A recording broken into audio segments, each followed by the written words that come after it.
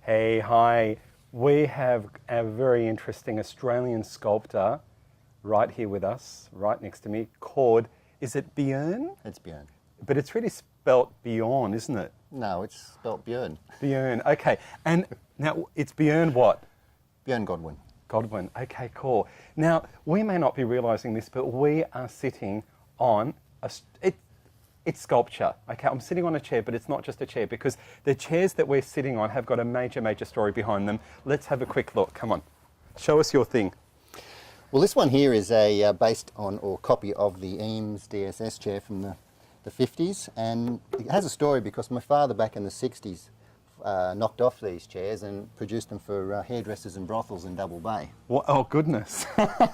but then you came along and they had a son that became an artist and a sculptor. Now you are a sculptor, aren't you? I'm a sculptor, yes. Okay, cool. And just what amazes me about this is that, like you said, so it's kind of like it's postmodernist, I think, in the sense that it's working with existing things that are put together in a new way. But it's also, it also talks about our culture, doesn't it? You know, our Australiana culture. Well, that's right.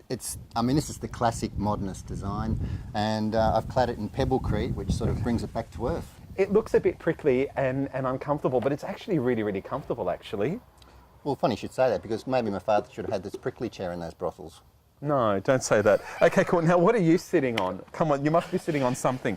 Now, this is the Australian bull ant chair, and it's modelled off Yianni Jakobsson's ant chair, the famous Swedish design. Yes, I recognise the design. Now, what are these? Are they rocks or something? No, this is actually, these are rocks, rocks from a bull ant's nest that we went and hunted down. Wow, that's amazing. It's then been epoxied onto there. Okay, cool. Now, like, are these available from Kmart or IKEA? No. Not yet. Okay, not yet. But this is a bricked up lamp in a way. Well, no. I mean, how would you describe it? It's a Perspex lamp that looks like it's made by the mould of a traditional brick front fence post or something like that. That's right. Actually, to make this, I had to actually build a brick wall and then take a fiberglass mould off it to capture all that detail. And it's made out of resin and fiberglass. Yeah, with and it's a lamp. A lamp, yeah. And also, what's really interesting is that you've got this industrial kind of metal poles that stands for it. Yeah, I guess that was that Rio, which is part of that whole building process. Now, do you know what this reminds me of? When I grew up a long time ago on Clovelly Road, Clovelly, we had a red brick front fence, and this really reminds me of my childhood several decades ago. It really does, and now it's come back as a lamp. Yeah, well, you're right, and it is nostalgic for a lot of people, just as, say, pebblecrete might be, and certainly brick. And I think that that ordinary object has a lot of meaning and memories for people. Well, I like the very ordinary object and perhaps giving it a little bit more life or new life, and hopefully trying to keep it a little bit edgy so that it can operate on a number of levels. I remember growing up in a milk bar, and we used to have these horrible, ugly old mops that my parents would never throw out, right?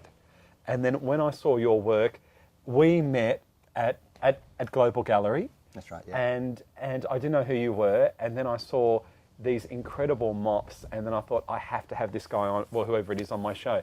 Now let's have a look at these mops. These are amazing. Yeah, these three are the title of this is Barbara and Her Sisters, Barbara being my wife, and the sisters, they are constantly fighting over who's the taller mop here. But this is a wet cast I took off the classic mop, and this is how you see mops, leaning against the wall. Okay. We have a mop that's turned into a lamp, which I think is amazing. And there's something very feminine about it as well. I think you're right, the way perhaps the hair is falling over the face here. And and it almost looks like a wig, doesn't it? A wig, yeah, but it's quite sexy too, but also dishevelled. Yeah, and also it's a reminder of our past. And I think there's part of us that doesn't want to leave the safety of the past, Perhaps, yeah. behind, I think. Yeah, so it's reassuring, isn't it? It's a bit like comfort food. It is, absolutely. Comfort food for the soul. Now, what on earth is this? Well, that one, its title is actually Favourite Form Number 4, and it's one of those water meter covers that you find throughout front yards. And I don't know if you remember, but it actually goes over the water meter to protect it, and the gauge is read through here. This is an original one, so it's actually, I've just worked on it to give it that sort of texture. The beauty of the design, it's very sort of sensual. It was lovely to sand. It's beautiful. Now, what would this be originally made from? It might be compressed fibro or possibly asbestos. That's amazing. Is it going to kill us? We're probably dead I already, hope mate. not. Tell us a little bit about you. Me, well, I grew up in the suburbs, hence a lot of this work I can relate to. Norwegian mother, she used to make us go to school with feral jumpers and rucksacks in the 60s, which was quite traumatic. So now it's, of course, the norm, but in those days we suffered enormously. Now, how did you end up as an artist? Well, I'm a photographer and I have been for probably 30 years now, but I have been sort of tinkering with sculpture and art over the years, and it's only the last few years that I've really decided that I need to do it and I enjoy doing it, so I do it. But I have a background in that. My father had a fiberglass factory. Oh, interesting. So that's where you get your interest in industrial kind of wares and furnishings? I think so. I've been surrounded by it all my life, and I feel quite comfortable with it. So with your work, where has it ended up apart from galleries? Like what kind of people buy it, or is it the kind of work that gets bought by institutions? Or I'm just curious. No, well, a couple of years ago I made a large paling fence out of resin. I actually cast it. It was 6 metres long. Now, that was purchased by collectors who now have it positioned in a penthouse in King's Cross, up on the roof. That's really interesting. And it came with a soundscape of 2 women gossiping over the fence, noise of a sprinkler going chick, chick, chick, chick, chick, chick, chick, chick. So it had that almost installation feel to it. Okay.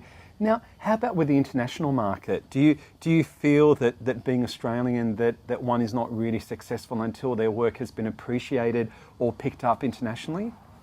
I think that can be the case in many aspects of it, but it's sometimes a lot of artists will go overseas, be successful over there, come back here, and then be taken up by the local market or market crowd. It's interesting, sort of isn't like it? that reverse engineering in a way. So it is, I think, luck and timing, and certainly talent has got a lot to do with it. Look at these amazing fiberglass gloves. Yeah, they're cast resin, and that one there is called I Love Yous All. Wow, they're really heavy. Yeah, they're solid polyester resin, and when they're lit, they're quite beautiful, almost placebo in their appearance. As I said, on Yianni City Life, we really do get amazing, interesting people, and Bjorn. Thank you. Bjorn Godwin. Godwin, yes. Godwin is one of them. So thanks for watching. We'll see you again very soon. Thanks for coming in. Thank you. Thank you. Bye.